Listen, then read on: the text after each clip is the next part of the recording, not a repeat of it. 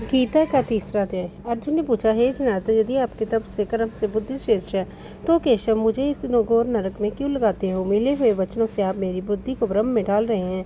निश्चय करके मुझे बतलाइए जिससे मैं कल्याण को प्राप्त हूँ।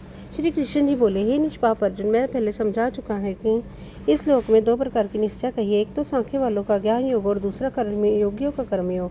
कर्मों का प्रारंभ न करने से कोई निष्कर्म नहीं कहलाता और कर्मों का त्याग करके संन्यास करने से ही किसी को सिद्धि नहीं मिल जाती।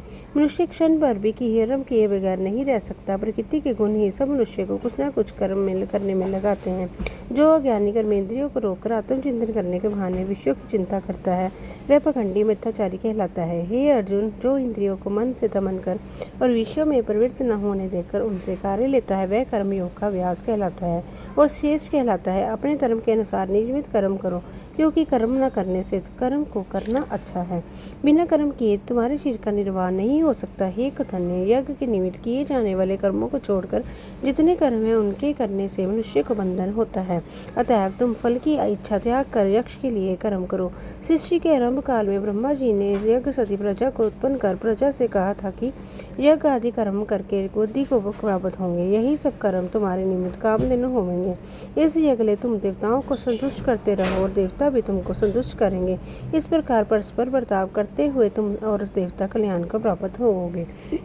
यज्ञ आदि कर्मों से प्रसन्न होकर देवता तुमको इच्छित सुख की सामग्रियाँ देंगे, परंतु उनके दिए हुए ज्ञान दान को जो बिना उनका भोग लगाए ग्रहण करता है वे चोर है। पंच महायज्ञ करके जो शेष बचा हुआ भोग ग्रहण करते हैं वे सब पापों से मुक्त हो जाते हैं, और जो अपने निमित्त ही अन्न पकाते हैं वे पापी पुष्पाप का ही भक्षण करते हैं। अन्न से ही प्राणियों की उत्पत्ति होती है। अन्न मेघ से उत्पन्न होता है। मेघ जगत द्वारा जल बरसाता है और यज्ञ की उत्पत्ति कर्म से होती है। कर्म की उत्पत्ति ब्रह्म से हुई है और ब्रह्म अक्षर परमात्मा से।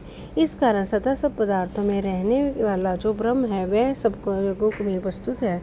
हे पार्थ, इस प्रकार चलाए हुए कर्म के चक्कर के अनुसार जो नहीं चलता है वह परपाप में है।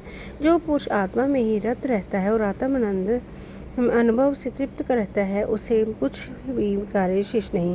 वह कोई कर्म करे या ना करे उसको कोई प्रयोजन अथवा लाभ नहीं है और कोई इसी प्राणी से अपना लाभ कराने की भी उससे कोई आवश्यकता नहीं। इसलिए तुम भी फल की इच्छा को त्याग कर कमाई करने वाला पुरुष मोक्ष को प्राप्त होता है। राजा जनक आदि भी कर्म सिद्धि पाई है। इसी प्रकार तथा लोक संग्रहण को देखते हुए भी तुमको कर्म करना उचित है। श्रेष्ठ पुरुष जिस कर्म का आचरण करता है और दूसरे मनुष्य उसी मार्ग पर चलते हैं और वह जिसको प्रमाणिक मानता है उसी के अनुसार सब उत्तम मानते हैं। हे पार्थ, मुझको तीनों लोकों में कुछ भी कर्म शेष न रहा और कोई अप्राप्त वस्तु प्राप्त करनी है, फिर मैं भी कर्म करता ही रहता हूँ। यदि हम ही आलस्य रहित होकर कर्म को नहीं करेंगे तो मनुष्य हर प्रकार से हमारे ही पथ का अनुसरण करेंगे। जो मैं ही कर्म ना करूँ तो सब लोग भी ना करने से नष्ट हो जाएंगे। इससे मैं ही वरण शंकर के उत्पन्न करने का हेतु बनकर प्रजा के नाश करने वाला समझा जाऊंगा। जिस प्रकार अज्ञानी फल की इच्छा करके कर्म करता है वैसे ही फल की इच्छा ना करते हुए ज्ञानी को लोक शिक्षा की इच्छा करते हुए कर्म करना उचित है। कर्म में आसक्त अज्ञानियों की बुद्धि में ज्ञानी भेदभाव उत्पन्न ना करे, परंतु जिनकी बुद्धि अहंकार से भ्रष्ट है ऐसे मूर्ख लोग समझते हैं कि हम करते हैं, परंतु जो गुण और कर्म के विभाग को सच्चा तत्व जानता है वह ज्ञानी पुरुष ये समझकर इसमें आसक्त नहीं होगा कि गुणों का ये खेल आपस में हो रहा है। हे अर्जुन, अध्यात्म बुद्धि से सब कर्मों को तुम मुझ में अर्पण करके कर्म फल की आशा छोड़कर संग्राम करो। जो पुरुष श्रद्धापूर्वक मेरे वचनों पर दोष सृष्टि करते हुए इसको ग्रहण नहीं करते वे संपूर्ण ज्ञान से रहित है। उनको नष्ट हुआ जानो। अपना कठिन धर्म भी दूसरों के सहज धर्म से हितकर होता है।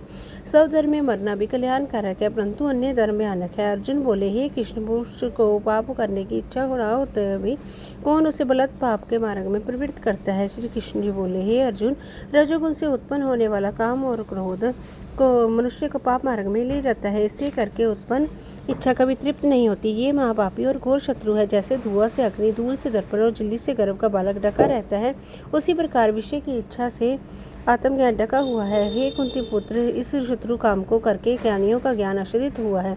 इंद्रिय, मन और बुद्धि इस काम के अक्षय स्थान है। इनके सहारे विषय इच्छा ज्ञान को आश्रित करके जीव को मोहित कर लेता है। अतएव तुम सर्वप्रथम इंद्रियों को वश में करके ज्ञान और विज्ञान को नष्ट करने वाले इस पापी काम को जीतो।